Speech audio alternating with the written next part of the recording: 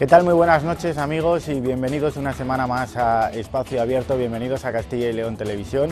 Bien es cierto que hoy es jueves, también que es 24 de febrero, 24F, pero esta semana no hemos querido perder la oportunidad, a sugerencia de un buen compañero y amigo que esta noche nos va a acompañar, de abordar en este espacio lo acontecido en torno al 23 de febrero de hace ya 30 años. Vamos a charlar esta noche del 23F con protagonistas, con gente de nuestra comunidad que seguro tendrán mucho que decir sobre lo acontecido en aquella fecha. Intentarán dar una vez más, aunque llevamos toda esta semana con un montón de especiales, entrevistas en prensa, radio y televisión, dar respuesta a las muchas preguntas. Decía ayer Su Majestad el Rey que no, pero muchas de las preguntas que seguramente todavía continúan abiertas y si no, por lo menos remover los recuerdos. Esta noche nos acompañan en este espacio abierto Juan Colino.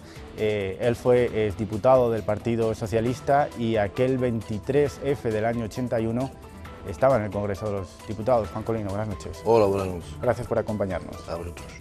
También está con nosotros esta noche un clásico de la comunidad. Nos ha acompañado en otros muchos programas, especialmente para hablar de sindicalismo.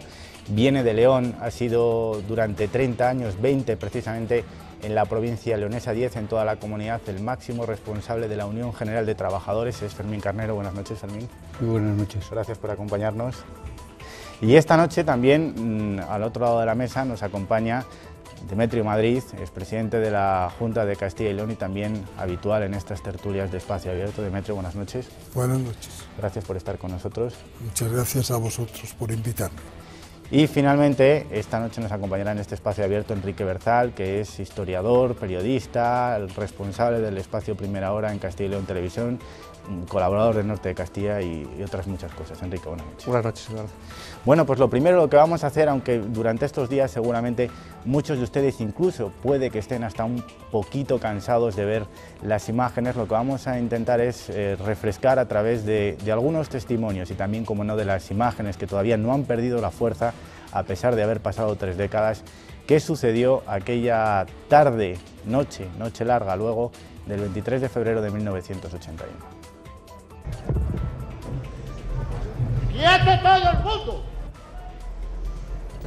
Lo hicieron muy mal, porque hasta para hacer un golpe de Estado, como diría el general Fernández Campos Sabino, pues hasta un golpe de Estado hay que hacerlo bien. Lo hicieron muy mal. Un golpe de Estado que les permite a ustedes o a sus compañeros de entonces ser televisados.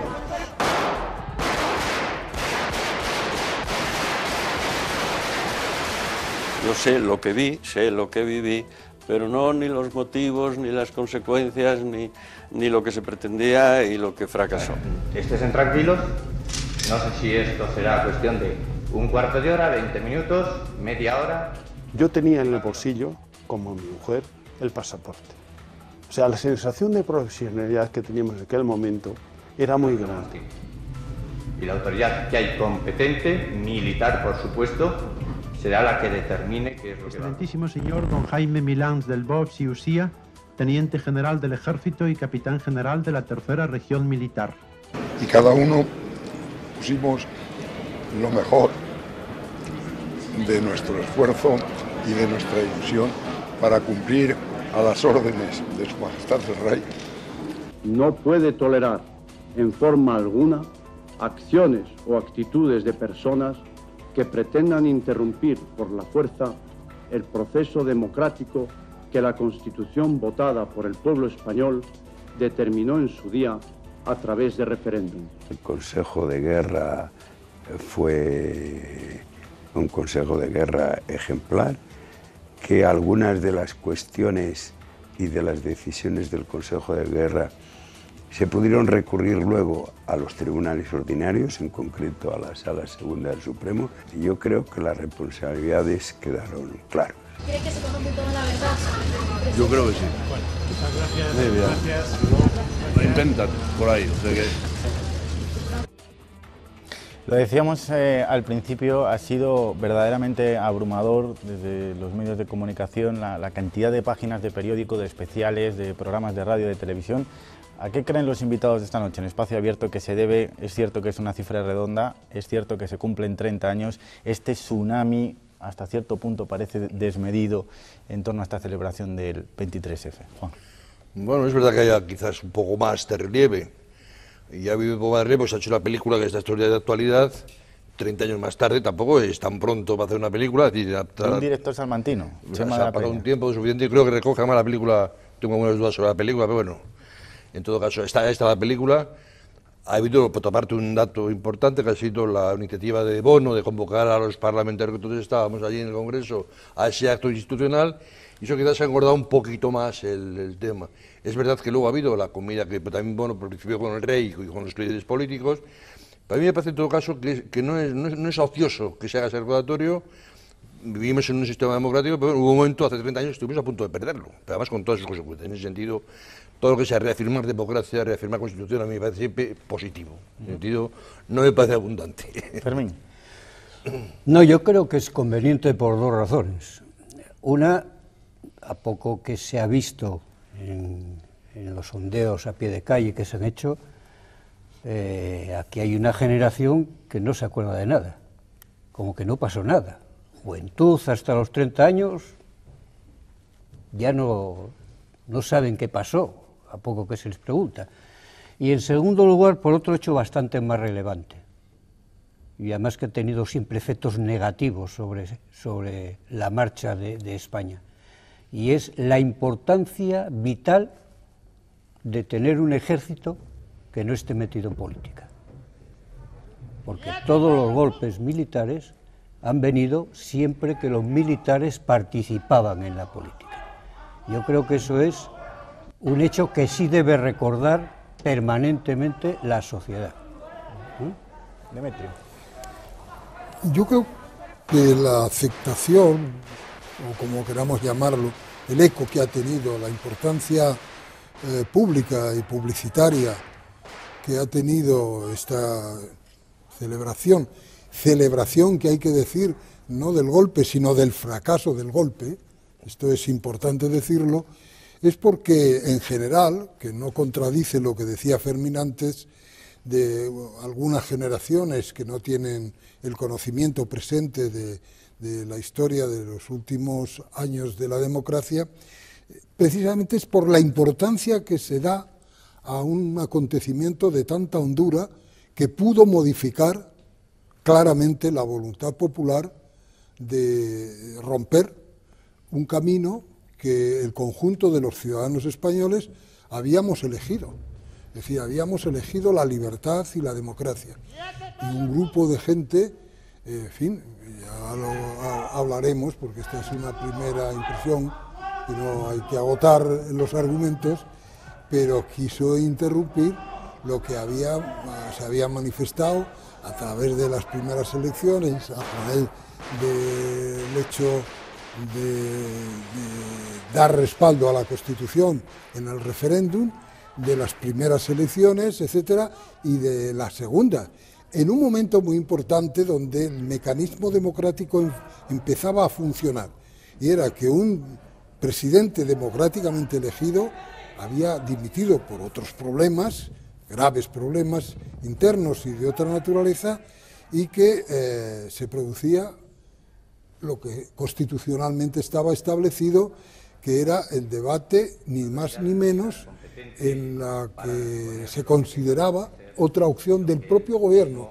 Es decir, el mecanismo democrático y de la Constitución funcionaba. Y ese es el momento en el que se elige, porque está allí todo el Estado.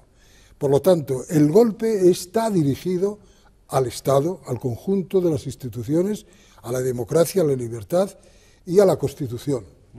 Quique. Yo creo que históricamente el golpe además es un hito en la historia de España, en la historia de la transición, es decir, en esa época, desde el año 76, 77 hasta el 82, los historiadores decimos que es cuando transita la transición, es decir, y se cierra definitivamente cuando el PSOE gana las elecciones por mayoría absoluta en octubre del 82. y hay que tener en cuenta que el golpe, no hay mal que por bien no venga, el golpe supone un hito en ese terreno, es decir, es el último estertor de un intento de intervención del Estado en la política española. Por lo tanto, históricamente, para la historia de España es muy importante. Pero luego, ¿por qué está de moda? Vamos a ser sinceros, a mí las palabras ayer del rey, con todo mi respeto, no me convencen. Él dice, todo está sabido, archisabido, y lo demás son invenciones. No es cierto. En primer lugar hay que tener en cuenta los medios de comunicación. Gracias a que la televisión y que la radio lo retransmitieron, sabemos seguramente mucho más de lo que hubiésemos sabido si no hubiese habido televisión y radio. En segundo lugar, ¿qué pasa con las fuentes, con los documentos? Yo tengo que decir, hace poco, para hacer un reportaje en el periódico, me fui a un archivo histórico provincial de Valladolid, donde sé que están los documentos del gobierno civil. Pedí si por favor podía ver, porque hay documentos de los años 77, 78, 79, 80, si había algún documento del año 81 referente al golpe de Estado, y me dijeron, una de las personas que estaba ahí dice, olvídate. A lo mejor dentro de 30 años encuentras algunos, si es que lo encuentras. Es decir, hay todavía muchas fuentes que no conocemos. Las actas del Congreso. Las actas del Congreso, que las hemos ahora mismo, 30 años después. Y después, por ejemplo, preguntas, ¿qué pasa con Armada? ¿Quién era el elefante blanco? ¿Era Armada o era el de Santiago de Estivil? Después, el rey. Y gente tan protagonistas como la INA. Que nunca ha dicho nada, hasta estos días a hablar un poquito. Y que lo ha hecho bien. Claro, lo ha hecho bien, pero nunca había dicho esa boca mía el tema, ¿no? Es un protagonista esencial. En teoría, aclarando por qué el rey no habla hasta 3 horas después de grabar el mensaje. Y además la INA contradiciendo lo que el rey había dicho sobre el particular. Cuando le preguntaron al rey, yo creo que era Vilallonga, en un famoso libro, dice, ¿por qué tardó usted tanto? Dijo, no, bueno, es que había bastantes inconvenientes en lo que van las cámaras de televisión, vuelven y tal. Y la INA dice, no, si es que el rey estaba cerrando todas las capitanías, y el último que le dio su fidelidad fue el general Campano, capitán de la 7ª región de Valladolid. Y entonces ya dijo, ya podemos dar el mensaje. ¿Tú crees que le dio Campano esa seguridad? No se le quiso poner al teléfono, estuvo sin ponerse al teléfono durante un tiempo. Yo tengo muchas dudas. Yo, siendo presidente de la comunidad, tuve algunos despachos formales, desde luego, con Campano, y no le vi nada entusiasmado con esto de la democracia. Bueno, los antecedentes de Campano eran de toda la comunidad, ha sido publicado. Y además, después conocí cómo en Valladolid, precisamente en la hípica y en otros lugares, hubo sus más y sus menos, que te invito a que investigues. ¿Más todavía? No lo sé, a lo mejor ya lo tienes claro. No, ni mucho menos. Más militares que hay aquí, no solo hay un hecho evidente cuando se dice que se sabe todo y que no se sostiene por ningún lado. Nadie puede entender que el teniente coronel Tejero coge a última hora a 2 centenares de guardias civiles, se planta en el Congreso sin ningún paraguas, cuando en el propio Congreso manifiesta que lo que se está esperando es a la autoridad militar competente. Por lo tanto, ahí encima había alguien que organizaba el golpe. Nunca se supo quién es esa persona. Luego se centró la lupa sobre 4 o 5 peces gordos. Yo no sé lo que pensaría Colino, que estaba ahí, Juan Colino, diciendo cuando yo lo de la autoridad militar competente. No, yo te digo, lo pienso hoy racionalmente. Si el 20 de enero se ha producido la dimisión de Suárez, y eso se produce un mes más tarde, y la solución de Carlos Sotelo es una solución, si tenía mucho contra Suárez, ya era un hombre distinto que Suárez, ya no había esa enemiga contra Suárez, ya era un hombre, señor, distinto que Carlos Sotelo, que además por su perfil no tiene nada que ver con Suárez.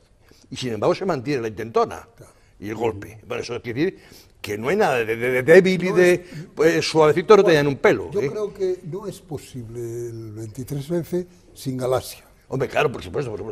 Es que eso hay que ponerlo en relación. Concertada militarmente, 2 años antes, en el que se está preparando. El ejecutor es Tejero, pero están metidos estos jóvenes, lógicamente Milán, Armada y tantos otros como han figurado luego en la lista de gente que está por ahí. Y la militancia, porque además, eso que dice, es que no era una cosa de política o militar, no mire usted. Lo que hace Armada cuando presenta el famoso lista, lo saca de un papel que acaba de hacer ahora mismo. Yo no me creo que una junta político-militar de civiles y militares se monta en un papel sobre la marcha. Es una cosa que está escrita hace 6 meses. Y si eso no se tiene en aquel momento, es porque ha tenido que hacer una cosa para salir del paso a Armada. Porque es la manera de salir del paso a Armada. Pero que era dura, bueno, a mí se me cabe la menor duda del tema. Ya, Juan, pero se ha escrito y se ha dicho, y yo creo que no solo historiadores, también testigos, que Armada, antes de llevar a cabo el golpe por parte de Tejero, se había reunido con representantes políticos de los diferentes partidos y todos le habían dicho que tenía razón, que había que dar paso a un gobierno de concentración, que había que quitar en medio a Suárez. Pero todo eso es antes del 20 de enero, antes de que imite a Claro. Suárez. Una vez que ha metido a Suárez, esa excusa no vale. Y todo eso, con Suárez presente, es posible que yo lo aceptara. Una vez que Suárez ha dimitido el 20 de enero, ya esa justificación no existe. Existe si Armada quiere ser el presidente del gobierno. Claro, efectivamente, claro, salvo que siga habiendo un complot militar por dar el golpe, claro, efectivamente. Pero, yo creo que ahí hay dos golpes. No hay dos, espera. hay uno solo. Ya, hay uno solo, pero yo creo que hay, no dos golpes, hay dos actores, uno que empieza primero y otro que se suma al carro de manera oportunista. Yo creo que Milans y Tejero iban por un lado, estaban concertados. Escucha. Antes de nada, yo creo que Armada es de otra manera de ser, diferente a la de Tejero y a la de Milans, quiero entender. Yo creo que Armada está pensando que definitivamente el rey se va a decantar por su solución, y espera. Está al tanto de lo que se está conspirando y de lo que están haciendo Milans, Tejero y demás. Todavía no se suma, por lo menos no da el paso, porque él siempre se mantiene en segundo nivel. ¿Cuándo dimite? Pero está invitado a Armada a reuniones de Milán del Bosch en Madrid, a la casa de Pérez Ordaz, el segundo de y él se mantiene ahí. ¿Qué es lo que ocurre?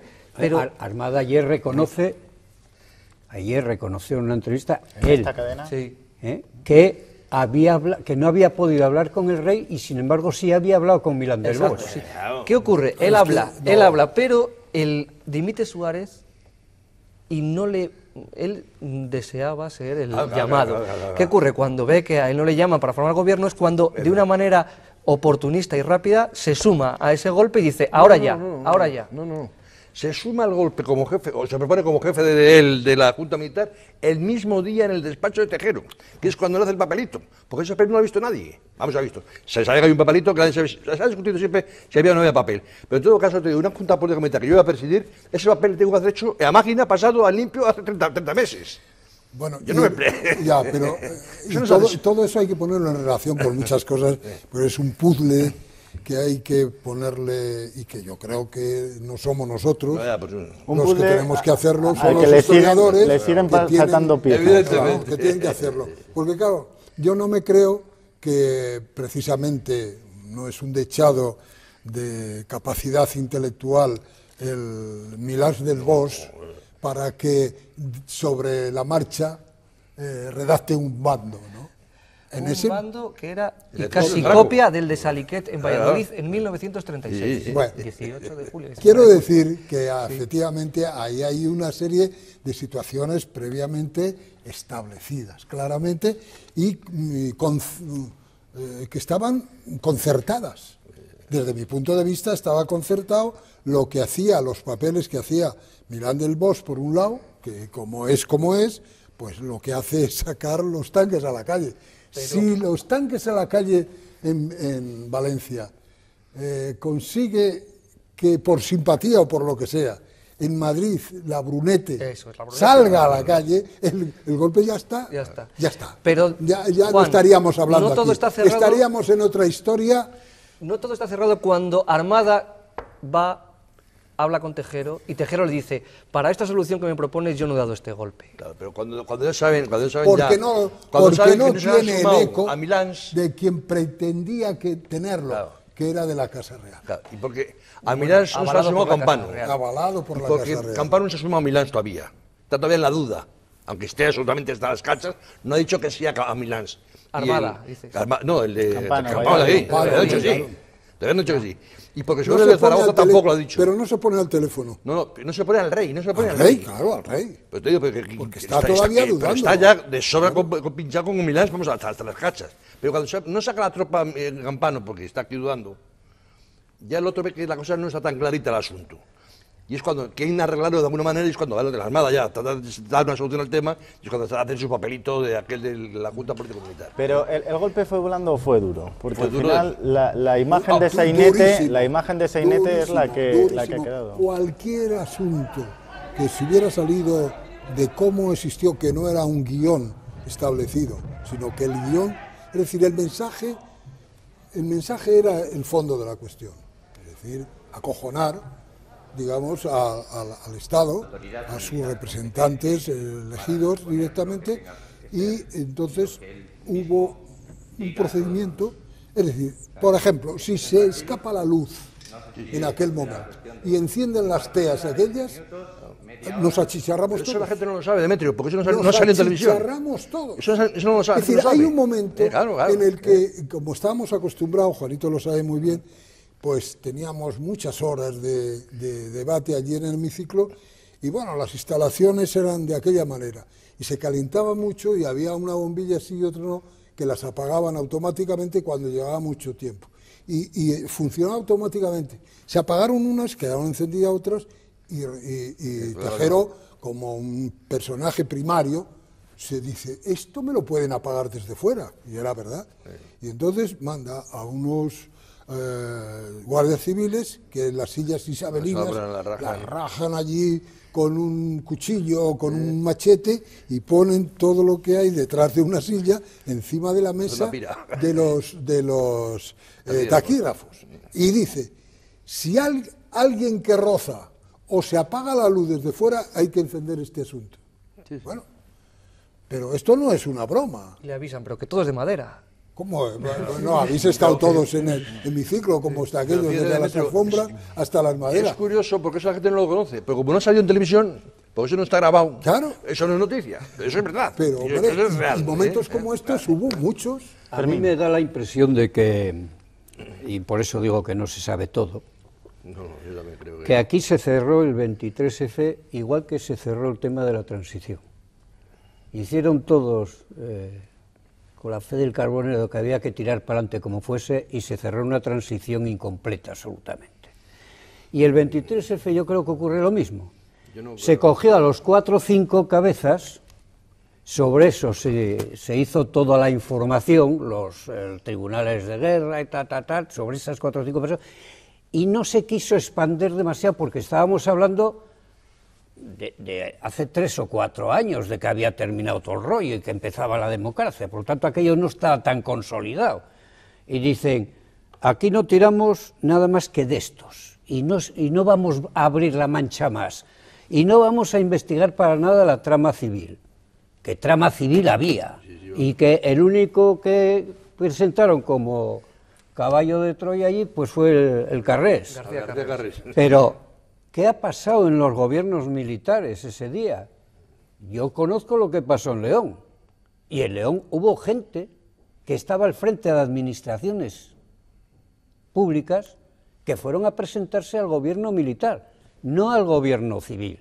Yo sí fui al gobierno civil a ver qué pasaba, pero fue gente al gobierno militar, y fue gente de Fuerza Nueva a pedir armas al gobierno militar. Y eso está con nombres y apellidos, ¿eh? Con nombres y apellidos.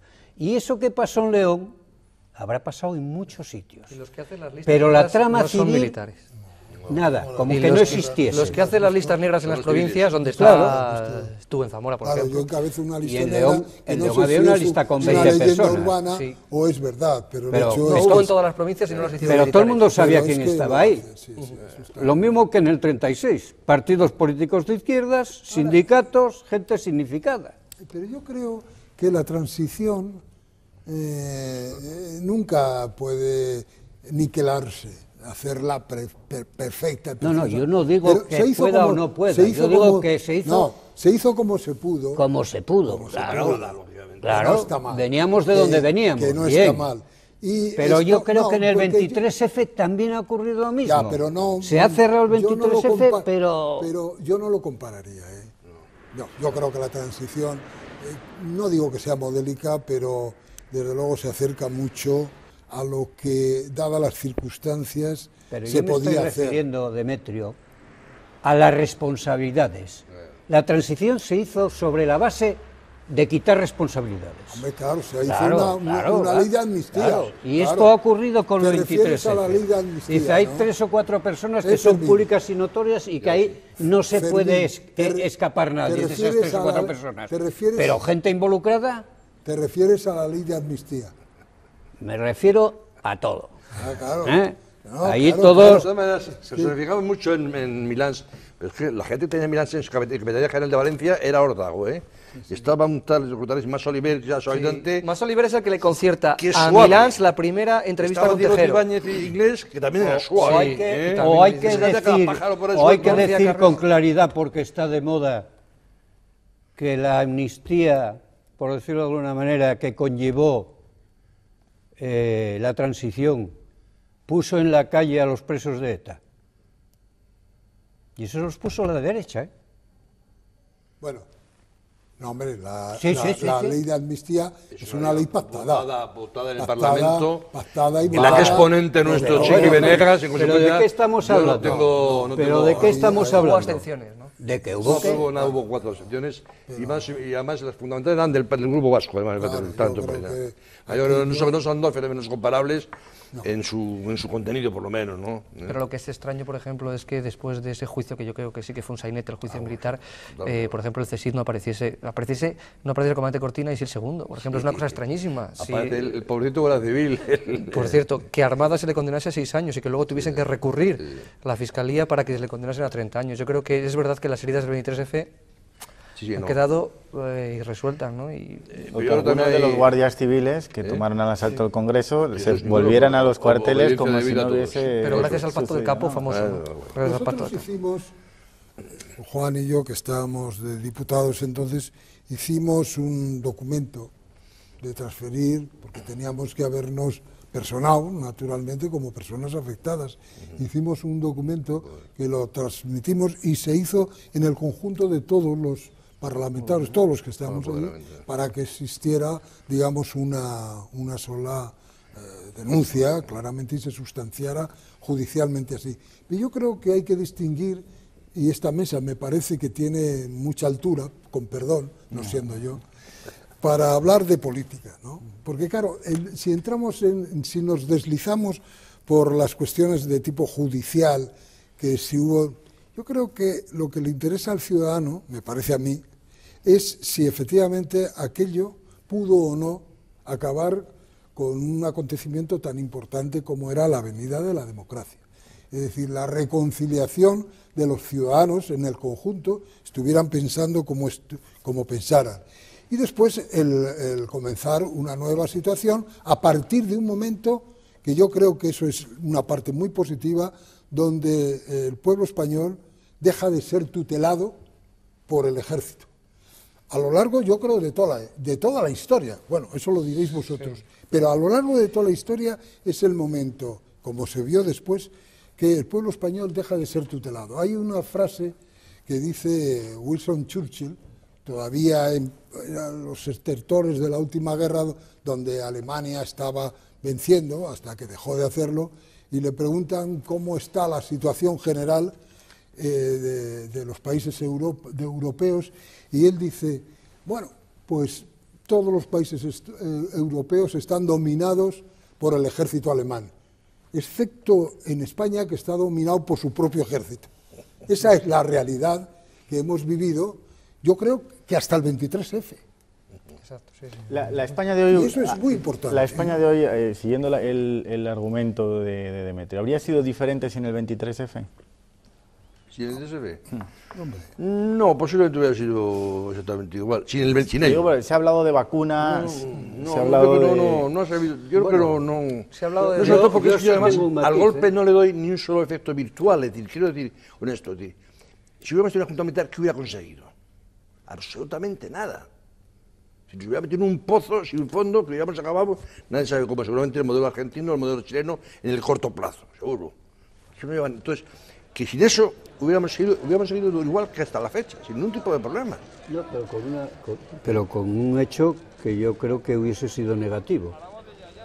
El dolor que le Fuerzas Armadas. No, que seguía un núcleo duro ahí. Que nadie lo conocía, pero que seguiría ahí maniobrando y que quedó al descubierto. Y que a partir de ahí, tanto por el Aliar como por el Narcís Serra, empezó una reorganización del ejército. Mire, yo tuve la oportunidad en varias ocasiones con Adolfo Suárez, que ya estaba antes muy traumatizado con las relaciones con el ejército.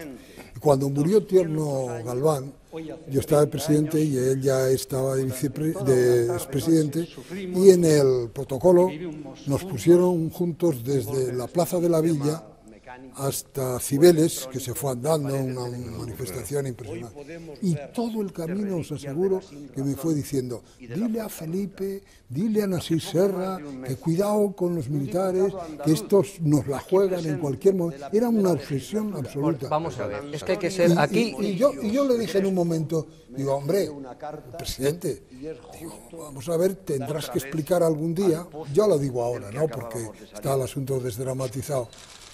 ¿Cómo puede ser que tú como presidente, un jefe del Estado, muy ocupado de estos temas, un vicepresidente para la defensa y un ministro de la defensa no os habíais enterado de lo que estaba ocurriendo? Que vamos a ver, ¿por qué dimite Suárez el 29 de enero del año 1981? Hombre, por claro, dos circunstancias. Uno, por la presión de los militares, y dos, porque pierde la confianza del rey. Y porque el rey... Y de su propio partido, ¿eh? Y de su propio partido. La composición del partido. Del partido, evidentemente. Pero el rey, vamos a ver, en el Congreso a lo mejor de Palma de Mallorca podía haber cambiado las tornas y pudiese haber obtenido los apoyos del partido, a lo mejor. Yo no lo sé. Pero a él lo que le puede es la amenaza del ejército, por un lado, pero no la suya para él personalmente, sino para España, y saber que esa amenaza del ejército cuenta indirectamente con la quiescencia del rey. Eso, ¿por qué en el mensaje de dimisión dice no quiero ser un paréntesis en la historia de la democracia de España, no quiero volver a ser un paréntesis? Porque él sabe que hay una amenaza, o sea, imaginaos, porque claro, la gente dice, no hombre, hay que conocer a Suárez, él no se arredra, y se vio en el Congreso, se vio que no se arredraba ante los militares, pero cuando le dicen los militares, claro, pero cuando le dicen a los militares, si no dimites, puede pasar algo, y además contamos con el apoyo del rey. Es que el rey estaba siendo permanentemente intoxicado. Es decir, Armada, que lo tenía muy claro, por eso no se puede decir que hubo nada espontáneo. Lo espontáneo fue que no le salieran bien las cosas. Pero venían intentando convencer al rey de que así no se podía seguir. Sí, sí. Y las reuniones de Lérida, las no sé qué, no sé cuál, estaban en la dirección de poner al rey enfrente del presidente del gobierno. Pero el rey se enfrenta con Suárez para que traigan Armada otra vez a Madrid, claro sí, como segundo jefe del Estado Mayor. Claro, pero viene. Y pero al final Armada lo consigue, viene, y lo consigue. Pero Armada viene.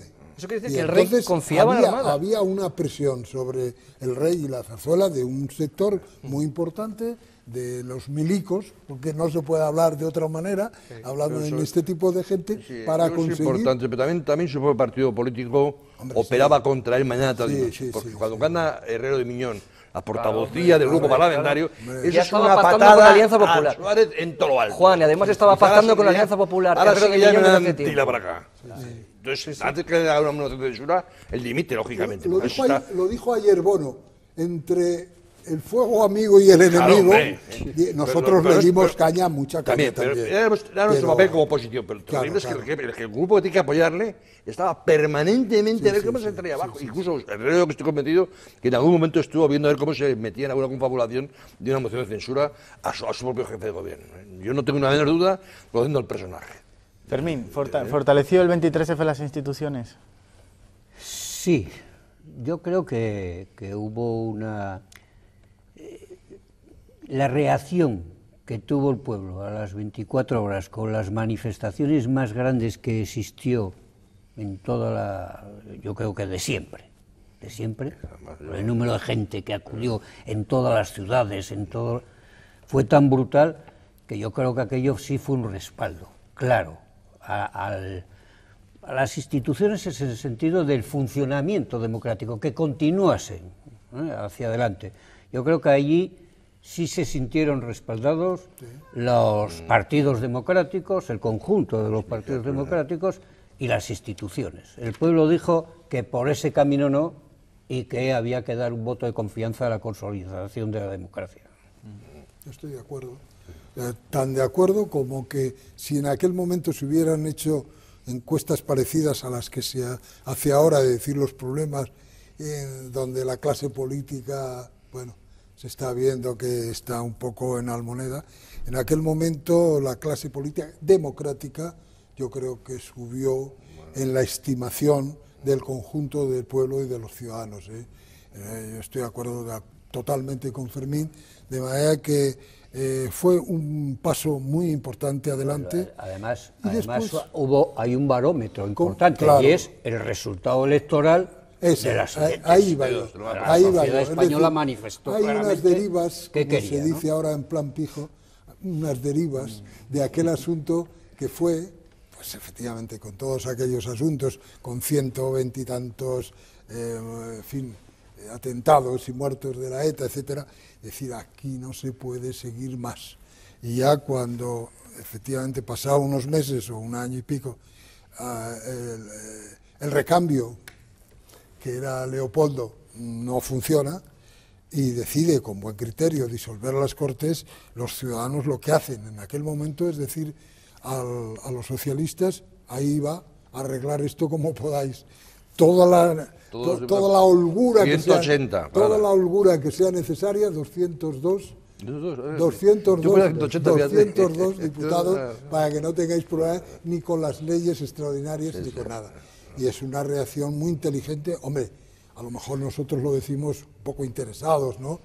Pero yo creo que es una reacción muy importante que permite tomar decisiones. Yo estuve ayer sentado con Solchaga, Carlos Solchaga, y digo, oye, estoy preparando de amigos y de otros que no entendieron aquello, que tenemos que tener una reunión como centro de lo que significó tomar aquellas medidas tan duras como era la modernización del aparato productivo, claro, afrontar aquel asunto de las reconversiones, todas las reconversiones del mundo. Digo, yo creo que aquí se apunta hasta Nicolás Redondo.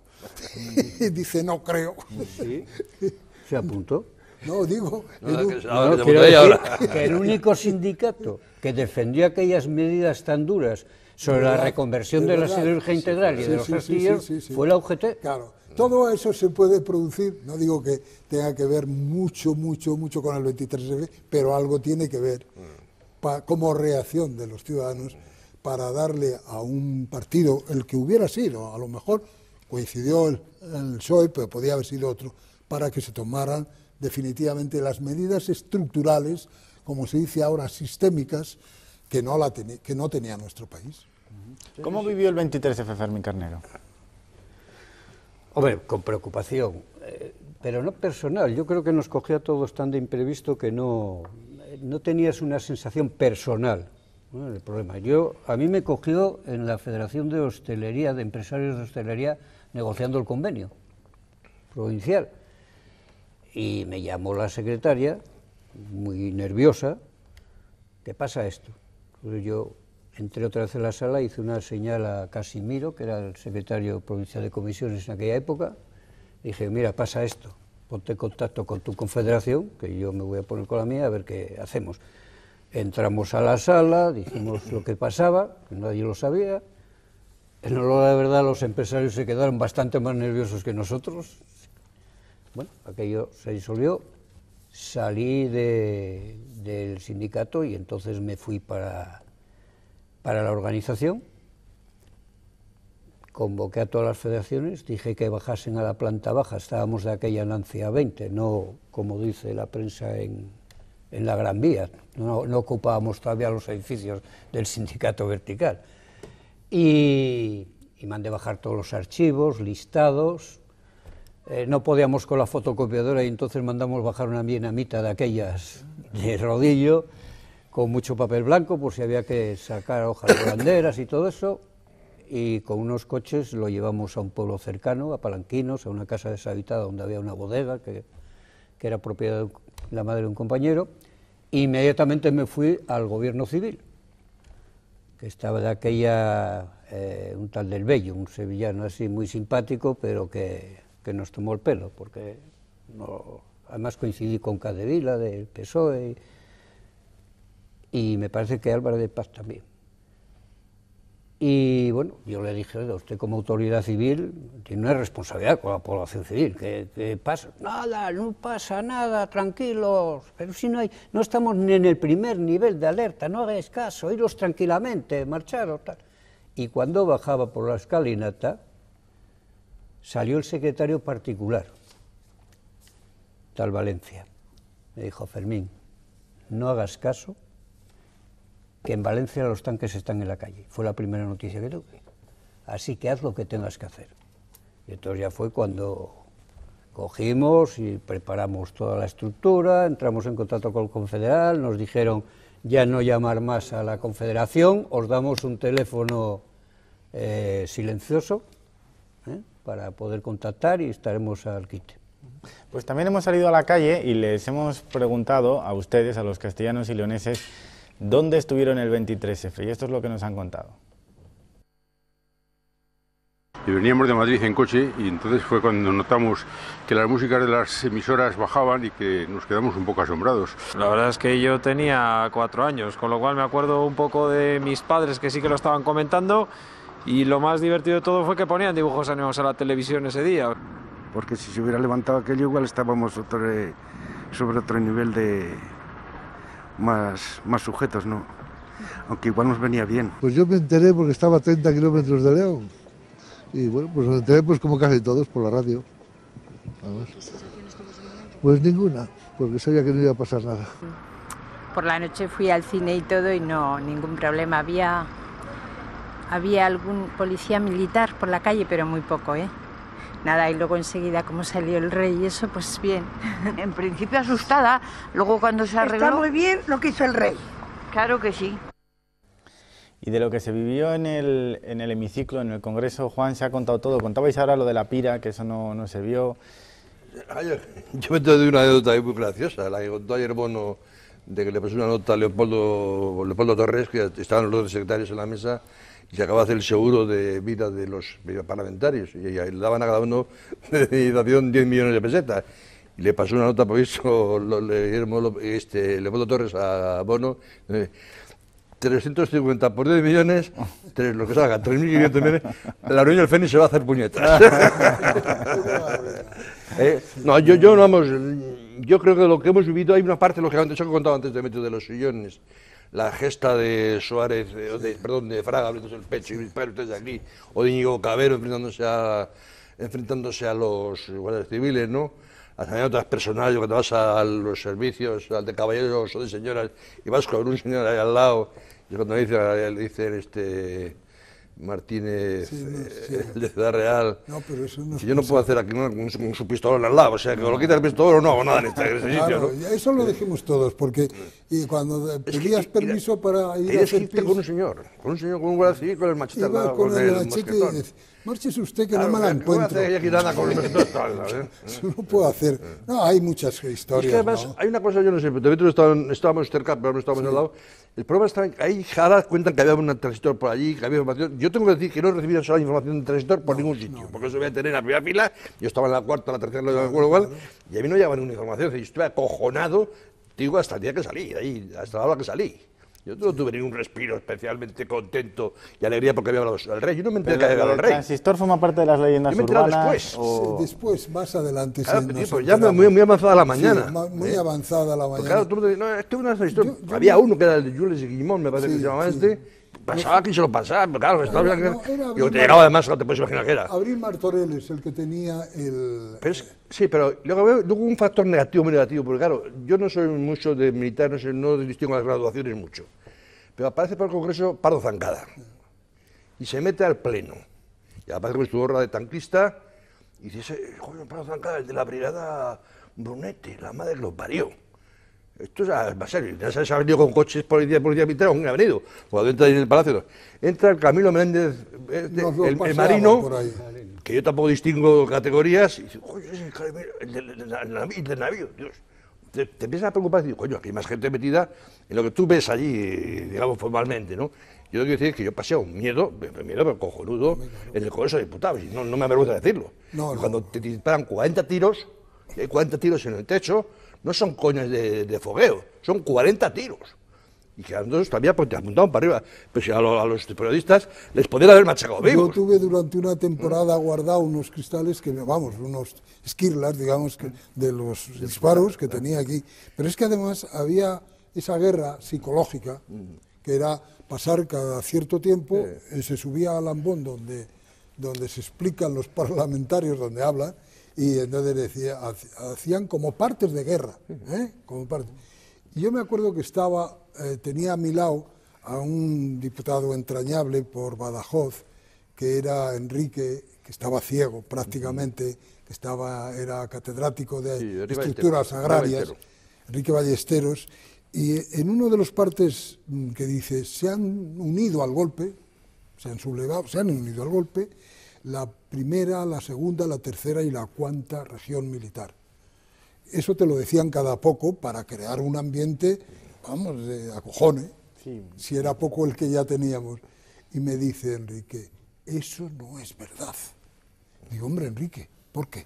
Dice, porque matemáticamente es imposible. La 1, la 2, la 3 y la 4. Él es un matemático, él es un científico, ¿no? Dice, eso científicamente no es posible. Digo, hombre, ¿por qué no? Dice, porque no se da así. De siete regiones o 8 militares, no puede ser la primera, la segunda. Y claro, pero te tenías que agarrar a cosas de esas.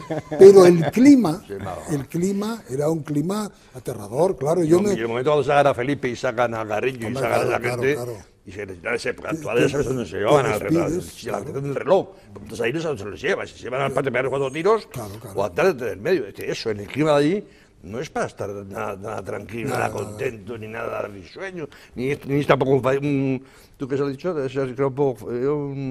Un sainete. Un sainete, nada de nada, ¿eh? Desgraciadamente, tremendamente serio, ¿eh? Yo me carteé durante algunas horas con Ramón Tamames, con dibujos, ¿no? Y nos pasábamos así. Y entonces yo guardo todavía algunos dibujos que Ramón Tamames decía, dibujaba el estadio Chamartín, porque lo ponía allí, en fin, y decía, y aquí vamos a parar todo, y representaba un muñeco que nos cortaba el pelo al cero, y en la siguiente viñeta, al paredón. Estaba animado. El panorama era este. Lo que pasa es que llega un momento en el que, bueno, uno también tiene la capacidad de reacción y te amortizas, ¿no? El problema ya no era tu vida, sino el asco de volver a empezar. ¿Cómo está tu familia? ¿Cómo está tu gente? El país donde vuelve otra vez. Esas sensaciones que se producen, que son muy difíciles de transmitir, ¿no? Y más en estos momentos. Pero claro, es una mezcla de emociones, de rechazos, de asco, en fin, de miedo, todo hay que decirlo, ¿no? Pero claro, dices, bueno, ¿y ahora? ¿Y a dónde vamos con esto? Porque claro, toda la pinta que tenía no era buena. No era buena pinta. Por eso, cuando se ha hablado de la chapuza, del sainete, de tal, bueno, el golpe a la española, pero ¿cómo fue el golpe del general Franco? ¿Y cuánto tiempo duró? En fin. Quique. Bueno, pues yo también quería decir una cosa, porque aquí hemos estado hablando de los militares, pero por lo que sabemos, por ejemplo, aquí en Valladolid, hay que decir que hay que dar gracias también a los militares. Es decir, si es verdad que Ángel Campano López estuvo mucho tiempo en silencio y todo el mundo pensaba que era la 7ª región militar, era la que se iba a incorporar, también hay que decir que gracias a los militares, es decir, a los segundos, a Virgilio Peña, profesor mío, a Manuel María Mejías, también a Rafael Gómez Rico y luego también al gobernador civil, pero bueno, los militares fueron los que pudieron contener esas dudas que podían ser peligrosas de Campano. Es decir, que es verdad que había unos militares golpistas, pero yo sigo considerando que la mayor parte de los mandos militares estaban en contra de la situación. Desconcertados. Los desconcertados. Mira, digo que la mayor parte de los militares estaban a lo mejor, fíjate, estaban a lo mejor a favor de un cambio inclusive de fuerza, pero estaban bajo la fidelidad del rey, y eso es lo que les amortiguaba. Pero mira, en Zamora el gobernador civil, que era Onega, el hermano de este compañero, de Fernando, y que es un demócrata, estuvo con la UCD y después con nosotros, es decir, claramente pues llamó al gobernador militar y se le presentó en traje de campaña. Cada uno que salga, que saque las conclusiones que quiera. Ya ha pasado todo. Al día siguiente, cuando iba a haber la manifestación y todo aquello, nos convocó el gobernador civil, a los sindicatos, a los partidos. El que se presenta ahí era el responsable de las fuerzas de la Guardia Civil de León, no sé qué graduación tenía en este momento, con un pistolón colgando enorme. Y el tío, todavía con soberbia, bueno, me parece muy bien que esto se reconduzca, pero también habrá que saber por qué se ha llegado a esto. O sea, todavía como diciendo, bueno, esto hemos perdido esta batalla, pero subsisten los motivos para que nosotros hubiésemos tomado alguna. Hasta tal punto, era insolente el discurso, que el gobernador lo mandó pasar a su despacho. Bien, vamos a hacer una brevísima pausa para la publicidad y precisamente nos vamos recordando a través de testimonios dónde vivieron ustedes ese 23. Porque estaba sentado en mi casa leyendo el periódico tranquilamente a esas horas. Yo vivía en Palencia, trabajaba en la FASA y mi mujer estaba a punto de dar a luz. Y yo estaba jugando la partida en el bar cuando se ha ido la televisión, se ha ido la radio y bueno, una confusión terrible. No, estábamos de viaje en Madrid por cuestión de negocios y lo primero que hicimos fue coger el coche y venirnos. La gente que estábamos organizados, nos organizamos para limpiar de material los archivos que habían, fuimos a los sindicatos y para limpiar, y sobre todo con mucha tristeza, ¿no? Porque suponía una regresión absoluta. Creo que han pagado justos por pecadores. Pero vamos, esa es mi opinión, no puedo decir más datos, pero yo creo que pagaron justos por pecadores, porque había otros más gordos y más altos que influyeron más que el que pagó el pato, el señor Tejero y alguno más.